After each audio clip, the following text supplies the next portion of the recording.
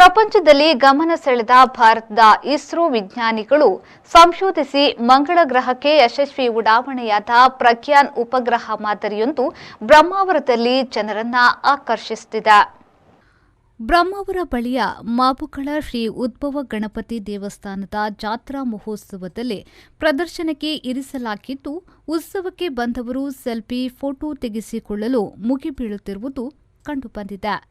ಸಾಸ್ತಾನ ಪಾಂಡೇಶ್ವರದ ಸುರೇಶ್ ವಿಜಯ ಆಚಾರ್ಯ ಮತ್ತು ಗೆಳೆಯರು ಹಲವಾರು ದಿನ ರಾತ್ರಿ ಹಗಲು ಪ್ರಗ್ಯಾನ್ ಮಾದರಿಯನ್ನ ಪ್ಲಾಸ್ಟಿಕ್ ಕೊಳವೆ ಇನ್ನಿತರ ವಸ್ತುಗಳನ್ನು ಬಳಸಿ ತಯಾರಿಸಿದ್ದಾರೆ. ಉಪಗ್ರಹವನ್ನು ನಮ್ಮ ದೇಶದ ಹೆಮ್ಮೆಯ ಇಸ್ರೋ ವಿಜ್ಞಾನಿಗಳು ಯಶಸ್ವಿಯಾಗಿ ಉಡಾವಣೆಯನ್ನು ಮಾಡಿರುತ್ತಾರೆ.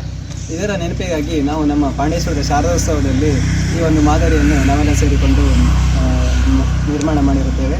ಇದು ಇಲ್ಲಿ ಬಹಳಷ್ಟು ಜನಮನ್ನಣೆಯನ್ನು ಪಡೆದಿರುತ್ತದೆ.